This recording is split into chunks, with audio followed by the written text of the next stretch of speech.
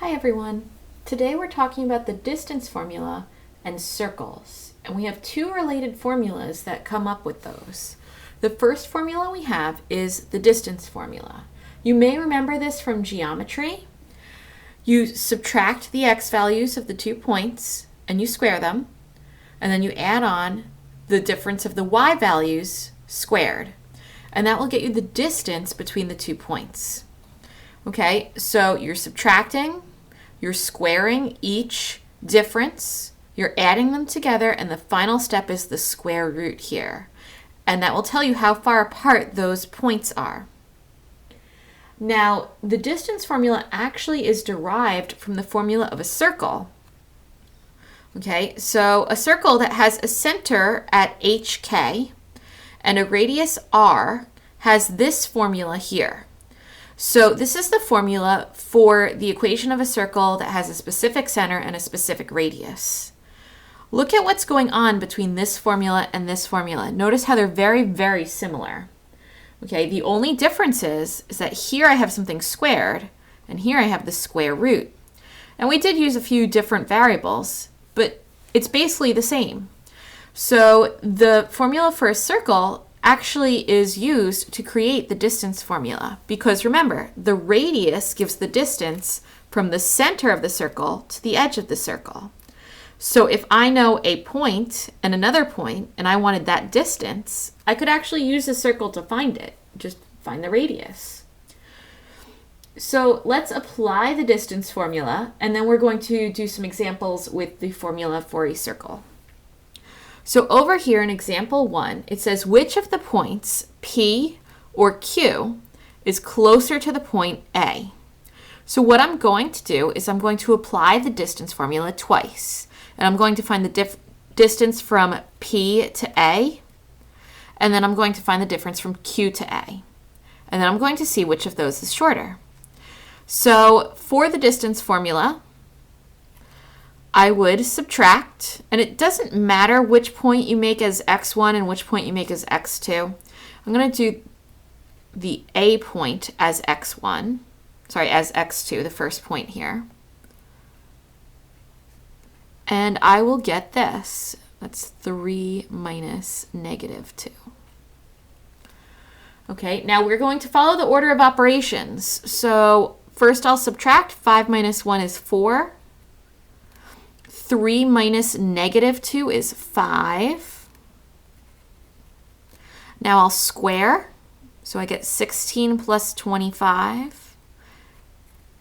Now I'll add. 16 plus 25 is 41. So it's the square root of 41. And that's the length of PA, or the distance between those 2 points. Now we'll look at QA. So point Q was at 8, 9. And again, the order doesn't matter for these. So I'm going to do Q minus A. So it's 8 minus 5 squared plus 9 minus 3 squared. Now some of you might be wondering why I chose to do Q first. I did Q first because I knew that I would get positive results and I would have less chance of making a mistake by using integers. Okay, but it doesn't really matter because later we're going to square. So if you had gotten negative values, you would just square them and you'd get positive values. So it doesn't really matter. So I subtracted 8 minus 5 and 9 minus 3. Now I'll square.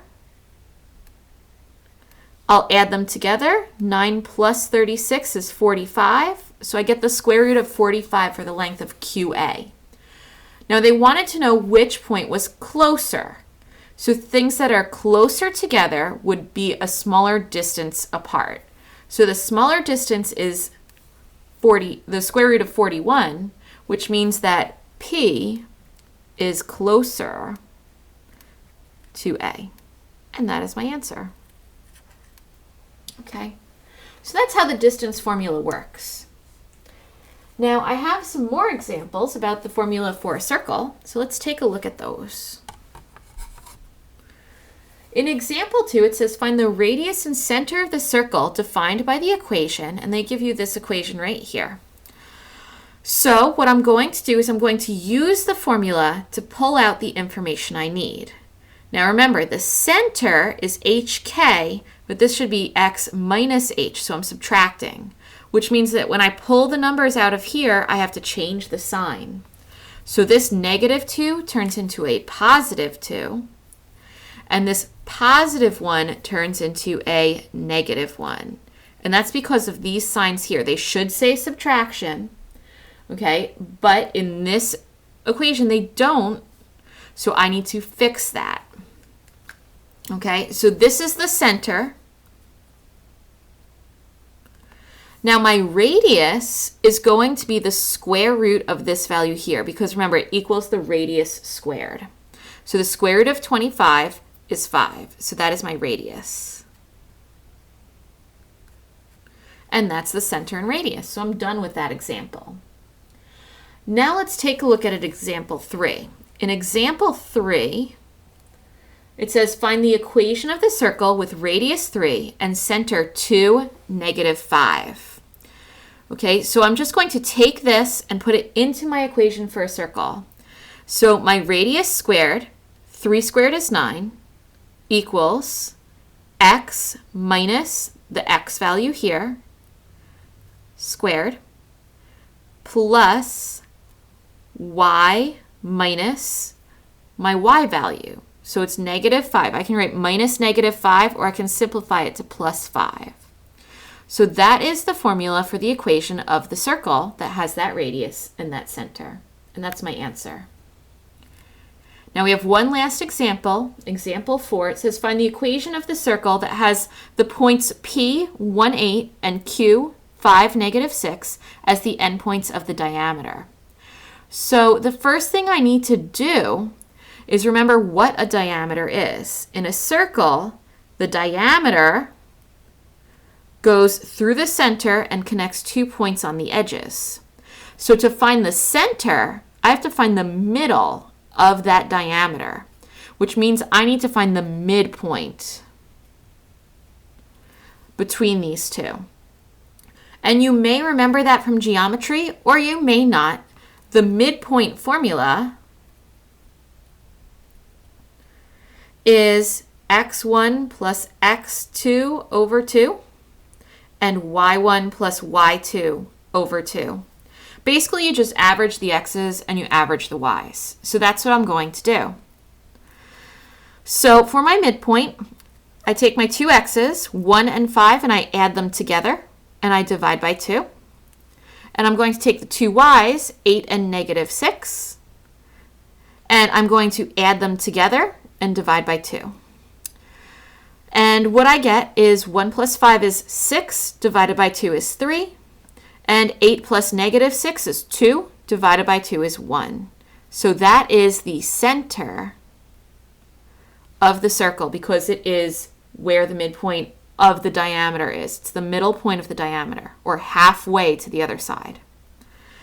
Now, I also need the radius of this circle. So now that I know the center, I can find the radius using the distance formula. Okay, so using my distance formula, okay, what I'm going to do, sorry, that does say distance, is I'm going to do the center, and I'll use point P so there are fewer negatives. So it's the square root of 3 minus 1 squared plus 1 minus 8 squared.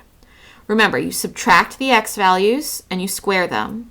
Subtract the y values, square them.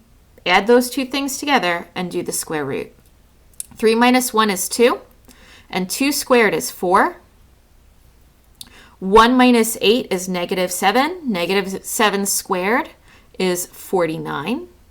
And 4 plus 49 is 53. So that is the radius of our circle, the square root of 53. Now, all I need to do is take this information and put it into my circle formula. I square the radius, which means that this square root symbol will disappear, and I just have a 53 there. And it's going to equal x minus the x value of my center squared plus y minus the y value of the center squared. And that is the formula for that circle. So just to recap, I needed to use the midpoint because they gave me points on the edge of the diameter, and the center is the exact middle of that diameter. So I found the midpoint by averaging the x's and averaging the y's, and I got the center. Then I needed the radius, this distance here, which is the distance between the center and one of those points. So I used the center point and point P, and I found the distance to get the radius. Then I took the center and radius and put them into the equation for a circle. So that's it for this video. Make sure you let me know if you have any questions about it.